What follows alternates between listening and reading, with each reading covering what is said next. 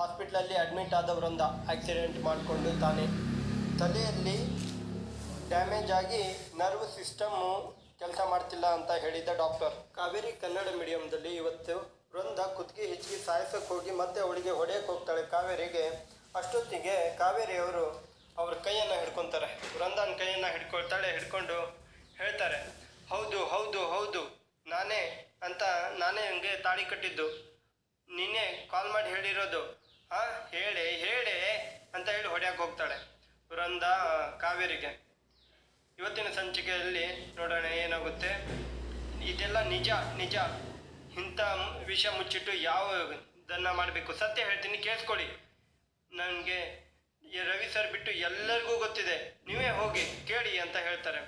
ಮನೆಯಲ್ಲಿ ಎಲ್ಲರಿಗೂ ಗೊತ್ತಿದೆ ವಿಷಯ, ನೀನೇ ಹೋಗಿ ಕೇಳು. ಏಯ್ ಬಾಯಿಗೆ ಬಂದಂಗೆ ಬೊಗಳ್ಬೇಡನೆ, ಇದೆಲ್ಲ ಸುಳ್ಳು ಅಂತ ಹೇಳಿ, ನಿಜ ಅಲ್ಲ ಅಂತ ಹೇಳಿ, ನಾನ್ಯಾಕೆ ಸುಳ್ಳು ಹೇಳಿ, ಇದನ್ನು ಕಟ್ಟಿದ್ದು ಅಗತ್ಯ ಸರ್ ಅಂತ ಹೇಳ್ತಾರೆ. ಮದುವೆ ನಡೆದಿರೋದು, ನೋಂದಣಿ ಕೂಡ ಆಗಿದೆ, ರಿಜಿಸ್ಟರ್ ಕೂಡ ಆಗಿದೆ ಅಂತ ಕಾವೇರಿ ಅವರು ಹೇಳ್ತಾರೆ. ವಾಟ್ ಮ್ಯಾರೇಜ್ ರಿಜಿಸ್ಟ್ರೇಷನ್, ಇದೆಲ್ಲ ಇಂಪಾಸಿಬಲ್. ನಾನು ಅಗತ್ಯ ಮಾತ್ರ ಮದುವೆ ಆಗಬೇಕು ಅಂತ ಹೇಳ್ತಾರೆ. ಇದಕ್ಕೆಲ್ಲ ನಂಬಿಕೆ ಇಲ್ಲ ಅಂದರೆ ನೀನೇ ಮದುವೆಗೆ ರಿಜಿಸ್ಟ್ರಿಗೆ ಹೋಗಿ ವಿಚಾರಿಸೆ ಅಂತ ಹೇಳ್ತಾರೆ. ದಯವಿಟ್ಟು ಅರ್ಥ ಮಾಡ್ಕೊಳ್ಳಿ ಮೇಡಮ್, ಇದೇ ನಿಜ ಮೇಡಮ್. ಇದೇ ಕಾರಣಕ್ಕೆ ಅಗತ್ಯ ಸರು ದೂರ ಇದ್ದಿದ್ದು, ಅನಿಕಾ ಅವ್ರ ಮದುವೆ ಆಗಲಿ ಅಂತ ಸುಮ್ಮನೆ ಇದ್ದಿದ್ದು ಅಂತ. ನೀವಾದರೂ ಅರ್ಥ ಮಾಡ್ಕೊಳ್ಳಿ, ನಮ್ಮ ಮದುವೆ ಆಗೋಗಿದೆ, ನೀವಾದರೂ ಅರ್ಥ ಮಾಡ್ಕೊಳ್ಳಿ ಮೇಡಮ್ ಅಂತ ಕಾವೇರಿಯವರು ಹೇಳ್ತಾರೆ. ವೃಂದಾಗೆ ಹೇಳ್ತಾರೆ. ವೃಂದ ಕಣ್ಣೀರು ಹಾಕ್ತಾ ನಿಂತ್ಕೊಂಡು ಇದೆಲ್ಲ ಸುಳ್ಳು ಅಂತಾನೆ ಹೇಳ್ತಾ ಇರ್ತಾರೆ, ವಾದಿಸ್ತಾ ಇರ್ತಾರೆ ವೃಂದ ಅವರು. ಆದರೆ ಕಾವೇರಿಯವರು ಹೇಳ್ತಾರೆ, ರವಿ ಅವರಿಗೆ ಮನೆಯಲ್ಲಿ ಮಾತ್ರ ಗೊತ್ತಿಲ್ಲ. ನೋ ಇದನ್ನು ನಾನು ನಂಬಲ್ಲ ಹೋಗೆ ಅಂತ ದೂಕ್ತಾಳೆ ಅಂತ ವೃಂದ ದೂಕಿ ಅಲ್ಲಿಂದ ಓಡಿ ಹೊರಟೋಗ್ತಾರೆ. ಅದ್ಕೊಂತ ಹೋಗ್ತಾರೆ. ಬೃಂದ ಅಂತ ಅಂಬಿಕಾ ಅವರು ಬಾಗ್ಲ ತಟ್ಟಿ ಕರೀತಾ ಇರ್ತಾರೆ. ಬೃಂದ ಅಂತ ಒಳಗಡೆ ಬರ್ತಾರೆ. ಆಗ ಕಾವೇರಿಯವರು ಒಳಗಡೆ ಕುತ್ಕೊಂಡು ಅಳ್ತಾ ಇರ್ತಾರೆ. ಏಯ್ ನೀ ಯಾಕೆ ಅಳ್ತಾ ಇದೀಯಾ? ಬೃಂದನ್ ಕರ್ಕೊಂಡು ಬಾ ಅಂತ ನಾನೇ ತಾನೇ ಹೇಳಿದ್ದು, ನೀ ಇಲ್ಲಿ ಕುತ್ಕೊಂಡು ಏನೇ ಮಾಡ್ತಾ ಇದೀಯಾ? ಬೃಂದ ಎಲ್ಲೇ ಅಂತ ಅಂಬಿಕಾ ಅವರು ಕೇಳ್ತಾರೆ. ಬೃಂದ ಟೈಮ್ ಆಗ್ತಾ ಇದೆ, ಎಲ್ಲಿದ್ದೀಯಾ ಅಂತ ಅಂಬಿಕಾದವರು ಕರೀತಾರೆ. ಅಂಬಿಕಾ ಅವರು ಬೃಂದ ಕರೀತಾರೆ. ಏನೇ ಮಾಡಿದೆ ನೀನು ಅವಳಿಗೆ ಅಂತ ಕಾವೇರಿಗೆ ಹೇಳ್ತಾರೆ. ಯಾಕೆ ಮಾತಾಡ್ತಾ ಇಲ್ಲ ನೀನು, ಎಲ್ಲೇ ಅವಳು ಅಂತ ಕೇಳ್ತಾರೆ ಯಾರು? ಅಂಬಿಕಾ ಅವರು. ಏಯ್ ಅಂತ ನಿಜ ಹೇಳು, ಅವಳಿಗೆ ಏನಾದರೂ ನಿಜ ಹೇಳ್ಬಿಟ್ಯಾ? ನಿಜ ಹೇಳೆ ನೀನು, ಹೇಳು ಅಂತ ಗಲ್ಲ ಹಿಡ್ಕೊಂಡು ಕೇಳ್ತಾರೆ. ಅವಾಗಿಂದ ಬಡ್ಕೊಳ್ತಾ ಇದ್ದಾನೆ, ಏನಾದರೂ ಬಾಯ್ಬಿಟ್ಟು ಹೇಳು ಅಂತ ಅವರಿಗೆ ಹೊಡೆಯಕ್ಕೆ ಹೋಗ್ತಾರೆ. ಥೂ ನಿನ್ನ ಅಂತ ಅಂಬಿಕಾ ಅವ್ರಿಗೆ ಬಾಯ್ಬಿಟ್ಟೆ ಹೇಳಿ ಬೊಗಳು, ಎಲ್ಲೇ ಬೃಂದ? ಕರ್ಮ ಅಂತ ಹೇಳಿ ತಲೆ ಜಬ್ಕಂತಾರೆ ಅಂಬಿಕಾ ಅವರು. ನಾನೇ ಹೋಗಿ ನೋಡ್ತೀನಿ ಅಂತ ಹೇಳಿ ಅಲ್ಲಿಂದ ಹೊರಟೋಗ್ತಾರೆ. ಕಾವೇರಿ ಅವರು ಅಳ್ತಾ ಮಂಚದ ಮೇಲೆ ಕುತ್ಕೊಂಡಿರ್ತಾರೆ. ಇಲ್ಲಿ ಅಗಸ್ತ್ಯ ಅವರು ಅಕ್ಷತೆಯನ್ನು ಹಾಕ್ತಾ ಇರ್ತಾರೆ. ಹೋಮದ ಕುಂಡ ಅಗ್ನಿಗೆ ಅಕ್ಷತೆಯನ್ನು ಹಾಕ್ತಾ ಇರ್ತಾರೆ. ಭಯದಿಂದ ಅವರು ನೋಡ್ತಾ ಇದ್ದಾರೆ, ವೃಂದ ಬರ್ತಲ್ಲ ಅಂತ. ಅಂಬಿಕಾ ಅವರು ಹೋಗಿದ್ದಾರೆಲ್ಲ ಕರ್ಕೊಂಡು ಬರೋಕ್ಕೆ. ಹಾಗಾಗಿ ಅಂಬಿಕಾ ಅವರು ಅಲ್ಲಿಗೆ ಬರ್ತಾರೆ. ಹುಡುಕ್ತಾ ಹೊರಗಡೆ ಬರ್ತಾರೆ. ಆಮೇಲೆ ಮದುವೆ ಮಂಟಪಕ್ಕೆ ಬರ್ತಾರೆ. ಇದೇನು ಒಬ್ಬರೇ ಬರ್ತಾ ಇದ್ದೀರಾ? ವೃಂದ ಇಲ್ಲಿ ಅಂತ ವಿವೇಕರು ಕೇಳ್ತಾರೆ. ಬೃಂದ ಎಲ್ಲಿ ಕಾಣಿಸ್ತಾ ಇಲ್ಲ ಅಂತ ಅಂಬಿಕಾ ಅವರು ಹೇಳ್ತಾರೆ. ವಿವೇಕಗೆ, ಕಾಣಿಸ್ತಾ ಇಲ್ವಾ ಅಂತ ವಿವೇಕ್ ಅವರು ಹೇಳ್ತಾರೆ. ಎಲ್ಲೋಗಿರ್ತಾಳೆ ಅತ್ತೆ? ಇಲ್ಲೇ ಇರ್ತಾಳೆ. ನನ್ನನ್ನು ಆಟ ಆಡ್ಸೋಕೆ ಈ ಥರ ಮಾಡ್ತಾಳೆ. ನೀವಿರಿ ಇಲ್ಲೇ, ನಾವು ಕರ್ಕೊಂಡು ಬರ್ತೀನಿ ಅಂತ ವಿವೇಕ್ ಅವರು ಹೇಳ್ತಾರೆ. ವಿವೇಕ್ ಅವರು ಅಲ್ಲಿಂದ ಹೊರಟೋಗ್ತಾರೆ. ವೃಂದ ಕಾರ್ ಹೊಡ್ಕೊಂಡು ಜೋರಾಗಿ ಸ್ಪೀಡಾಗಿ ಮದುವೆ ಡ್ರೆಸ್ಸಲ್ಲೇ ಹೋಗ್ತಾಳೆ. ನೋಡು, ನಾನು ಇವಾಗತ್ತು ಹೇಳ್ತಾ ಇದ್ದೀನಿ, ನನ್ನಿಂದ ಯಾವತ್ತೂ ಮೋಸ ಆಗಲ್ಲ ಅಂತ ಅಗತ್ಯ ಅವರು ಹೇಳಿರೋದನ್ನು ಕಾರು ಓಡಿಸ್ತಾ ನೆನಪು ಮಾಡ್ಕೊಳ್ತಾ ಇರ್ತಾರೆ. ನನಗೆ ಮೋಸ ಮಾಡಿಬಿಟ್ರು, ಎಲ್ಲರೂ ಮೋಸ ಮಾಡ್ರು ನನಗೆ. ನಿಂಗೆ ಯಾರೇ ಮೆಹಂದಿ ಹಚ್ಚಿದ್ರು? ಅಗತ್ಯನ? ನಿನಗೆ ಸೆನ್ಸ್ ಗೊತ್ತಿಲ್ಲ, ಕಾಮನ್ ಸೆನ್ಸ್ ಇಲ್ವಾ? ಅಂದರೆ ವೃಂದ ಅವರು ಕಾರ್ ಓಡಿಸ್ತಾ ಎಲ್ಲದನ್ನು ನೆನಪು ಮಾಡ್ಕೊಳ್ತಾ ಇದ್ದಾರೆ. ಅಗತ್ಯ ಅವ್ರು ಏನು ಅಂದಿದ್ದಾರೆ ನನಗೆ, ಆಮೇಲೆ ಕಾವೇರಿ ಅವರಿಗೆ ಮೆಹಂದಿ ಹಚ್ಚಿರೋದ್ರ ಬಗ್ಗೆ ಎಲ್ಲವನ್ನು ಕಾರ್ ಓಡಿಸ್ತಾ ನೆನಪು ಮಾಡ್ಕೊಳ್ತಾ ಇರ್ತಾರೆ. ಆಮೇಲೆ ಅವರು ಅರ್ಶಿಣದ ದಿನ ಕಾವೇರಿ ಅವರು ಅಗತ್ಯ ಅವ್ರ ಜೊತೆ ಇದ್ದಾಗ ಅವರಿಂದ ಸ್ಕೂಲಿಂದಾನೇ ಬರ್ತಾ ಇದ್ದಾರೆ, ಮಳೆ ಅಂತಲ್ಲ ಅಂತ ಹೇಳ್ತಾರೆ. ಎಲ್ಲ ನೆನಪು ಮಾಡ್ಕೊಳ್ತಾ ಇರ್ತಾರೆ. ಅಂದರೆ ಕಾವೇರಿ ಮತ್ತು ಅಗತ್ಯ ಅವ್ರದ್ದು ರಿಲೇಷನ್ ಏನೇನಿದೆ ಅಂತ ಎಲ್ಲ ಹೇಳಿರೋದು ಆಗಿರೋದನ್ನೆಲ್ಲ ನೆನಪು ಮಾಡ್ಕೊಳ್ತಾ ಇರ್ತಾರೆ.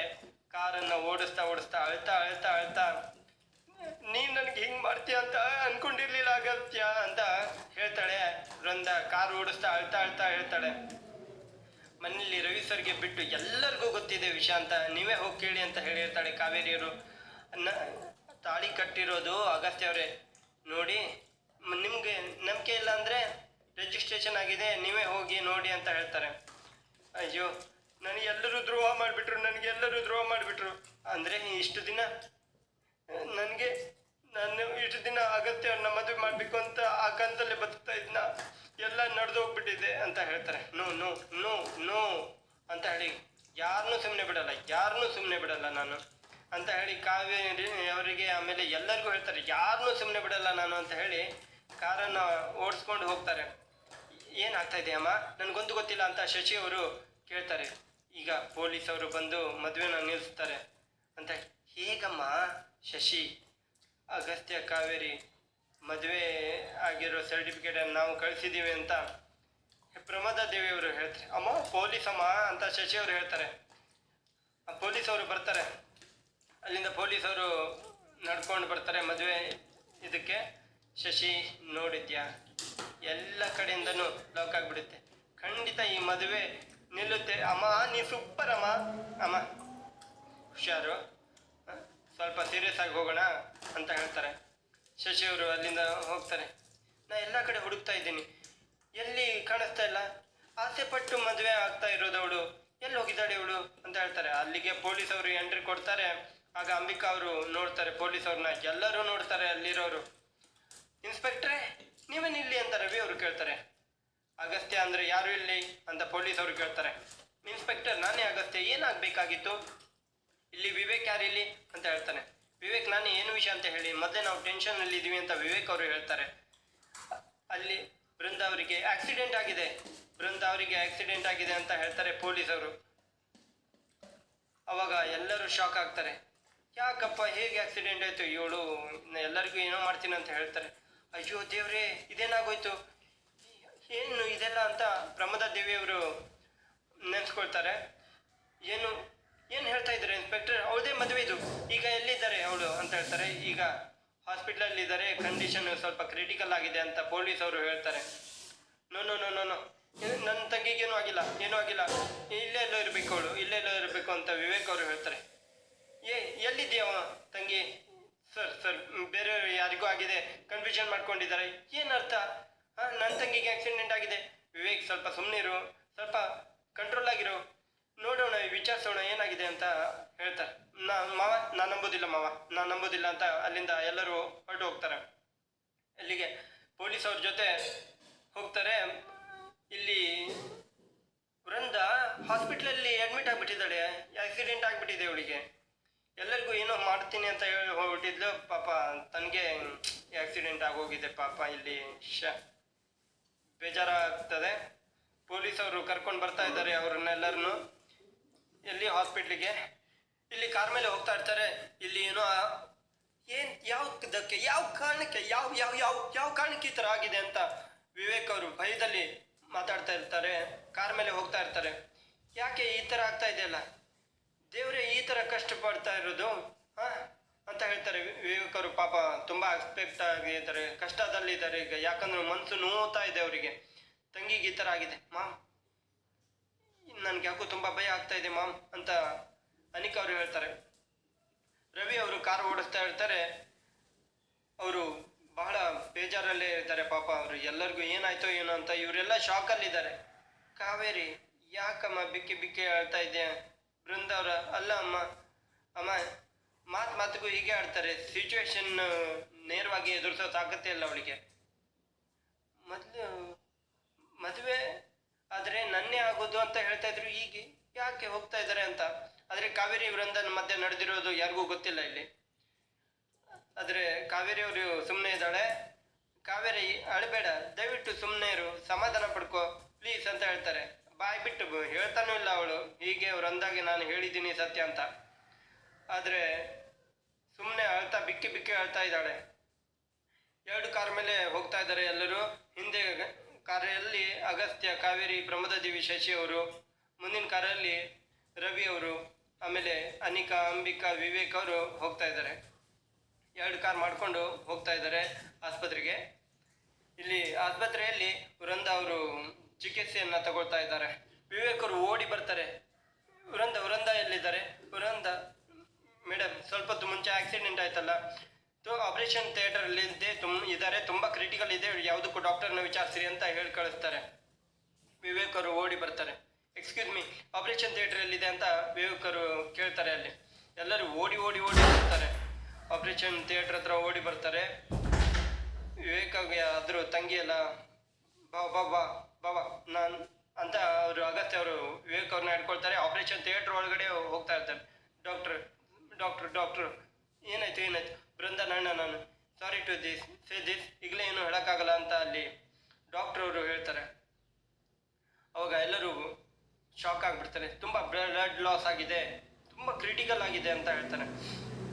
ಡಾಕ್ಟ್ರ್ ಪ್ಲೀಸ್ ಏನಾದರೂ ಮಾಡಿ, ಸೇವ್ ಮಾಡಿ, ಎಷ್ಟು ಖರ್ಚಾದರೂ ಅಡ್ಡಿಲ್ಲ, ಸೇವ್ ಮಾಡಿ ಪ್ಲೀಸ್ ಡಾಕ್ಟರ್ ಪ್ಲೀಸ್ ಅಂತ ಬೇಡ್ಕೊಳ್ತಾರೆ. ವಿವೇಕರು ಸಮಾಧಾನ ಮಾಡ್ಕೊಳ್ಳಿ, ತುಂಬ ನಾನು ಪ್ರಯತ್ನ ಪಡ್ತೀನಿ, ನನ್ನ ಕೈಯಲ್ಲಿ ಏನಾಗಿದೆ ನಾನು ಪ್ರಯತ್ನ ಪಡ್ತೀನಿ, ಎಲ್ಲ ದೇವ್ರ ಕೈಯಲ್ಲಿ ಅಂತ ಹೇಳ್ತಾರೆ. ಇಲ್ಲಿ ಯಾವ ಫೆಸಿಲಿಟಿ, ಅಬ್ರಾಡಿಗೆ ಕರ್ಕೊಂಡು ಹೋಗೋಣ, ಒಟ್ಟಿನಲ್ಲಿ ಅವರು ಹುಷಾರಾಗಿ ಬರಬೇಕು ಅಂತ ಹೇಳ್ತಾರೆ. ಪ್ಲೀಸ್ ದೇವ್ರು ಇದ್ದಾನೆ ಅಂತ ಡಾಕ್ಟ್ರ್ ಅವರು ಹೇಳ್ತಾರೆ. ಡಾಕ್ಟ್ರ್ ಪ್ಲೀಸ್ ಒಂದೇ ಒಂದು ಸರಿ ನಾನು ತಂಗಿ ನೋಡ್ಬೋದಾ ಪ್ಲೀಸ್ ನಾನು ನೋಡ್ತೀನಿ, ಎಷ್ಟು ನೋವಾಗಿದೆ ಏನೋ, ಎಷ್ಟು ಹರ್ಟ್ ಆಗಿದೆ ಏನು, ಪ್ಲೀಸ್ ಈಗ ಯಾರು ಅವ್ರನ್ನ ನೋಡೋಕ್ಕಾಗಲ್ಲ ಅಂತ ಡಾಕ್ಟ್ರ್ ಅವರು ಹೇಳ್ಬಿಡ್ತಾರೆ. ಖಂಡಿತವಾಗಿ ಹೇಳ್ಬಿಡ್ತಾರೆ. ನೋಡಿ, ಪೇಷಂಟ್ಗೆ ತುಂಬ ತೊಂದರೆ ಆಗುತ್ತೆ, ಎಲ್ಲರೂ ಹೊರಗಡೆ ವೇಟ್ ಮಾಡಿ ಅಂತ ಹೇಳ್ತಾರೆ. ಅವರು ಡಾಕ್ಟ್ರ್ ಒಳಗಡೆ ಹೋಗ್ತಾರೆ. ಇವರು ಏನಾಗಿದೆ ಏನು ಸತ್ಯನೂ ಹೇಳ್ತಾ ಇಲ್ಲ. ಕಾವೇರಿ ಅವರು ಹೇಳಿರೋದನ್ನ ಸುಮ್ಮನೆ ಇದ್ದಾರೆ. ಅನಿಕಾ ಅವರು ಬರ್ತಾರೆ. ವಿವೇಕ್ ಅವರು ಅಂತ ಬರ್ತಾರೆ. ಅನಿಕಾ ಅವರು, ನೀವು ಹೀಗೆ ಧೈರ್ಯ ಕಳ್ಕೊಂಡ್ರೆ ಹೇಗೆ ವಿವೇಕ್, ಅಳಬೇಡ ಅಂತ ಅನಿಕಾ ಅವರು ಹೇಳ್ತಾರೆ. ಮತ್ತೇನು ಮಾಡಲಿ, ಹಸೆಮಣೆಯಲ್ಲಿ ಇರಬೇಕಾದವಳು ಹಾಸ್ಪಿಟ್ಲಲ್ಲಿ ಹೇಗೆ ಬಂದು, ನಾ ಎಷ್ಟು ಖುಷಿಯಾಗಿದ್ದೆ, ಕೇಳ್ದೆ ಹೋದ್ರು ಅಂದ್ರೆ ಏನು ಅರ್ಥನ ಅಂತ ವಿವೇಕ್ ಅವರು ಹೇಳ್ತಾರೆ. ಅಷ್ಟು ಅರ್ಜೆಂಟ್ ಇದ್ರೆ ನನ್ನ ಹತ್ರ ಹೇಳ್ಬೇಕಾಗಿತ್ತು, ಯಾಕೆ ಹೀಗಾಯ್ತು? ಬೃಂದಾಗೇನೂ ಆಗಲ್ಲ ವಿವೇಕ್, ಮೊದಲು ನೀನು ಧೈರ್ಯ ತನ್ಕೋ ಅಂತ ಅಂಬಿಕಾ ಅವ್ರು ಹೇಳ್ತಾರೆ. ಇದೆಲ್ಲ ಹೇಗಾಯ್ತು ಅಂತಾನೆ ಗೊತ್ತಾಗ್ತಿಲ್ಲ. ಏನ್ರು ಆಯ್ತಂದ್ರೆ ನಾನು ಅಂತೂ ಬದುಕಿರೋಲ್ಲ, ತಂಗಿಗೆ ಏನಾದರೂ ಆಯ್ತಂದ್ರೆ ನಾನಂತೂ ಬದುಕಿರೋದಿಲ್ಲ. ವಿವೇಕ್ ಪ್ಲೀಸ್ ಹೀಗೆಲ್ಲ ಮಾತಾಡಬೇಡ, ಹುಷಾರಾಗ್ತಾಳೆ ಅವಳು ಅಂತ ಅನಿಕಾ ಅವ್ರು ಹೇಳ್ತಾರೆ. ಅಲ್ಲ, ಮದುಮಗಳಾಗಿ ರೆಡಿ ಆದವಳು ಹೇಗೆ ಹೊರಟ್ಲು ಹೊರಗಡೆ ಅಂತ ರವಿ ಅವರು ಕೇಳ್ತಾರೆ. ಇದನ್ನೆಲ್ಲ ಬೃಂದಾನೇ ಹೇಳಬೇಕು, ಅವಳು ಹುಷಾರಾಗ್ತಾಳೆ, ನೀನು ಕುತ್ಕೋಬಾ ಅಂತ ಹೇಳ್ತಾರೆ. ಈ ಕಾವೇರಿ ಅವರು ಭಯ ಪಡೆದುಕೊಂತಾಳೆ ಅಲ್ಲಿ. ಯಾಕಂದ್ರೆ ಕಾವೇರಿ ಮತ್ತೆ ವೃಂದ ನಡುವೆ ಆಗಿರೋದು ಯಾರಿಗೂ ಗೊತ್ತಿಲ್ಲ. ಅಲ್ಲಿ ಕಾವೇರಿ ಯಾರಿಗೂ ಹೇಳಿರಲ್ಲ.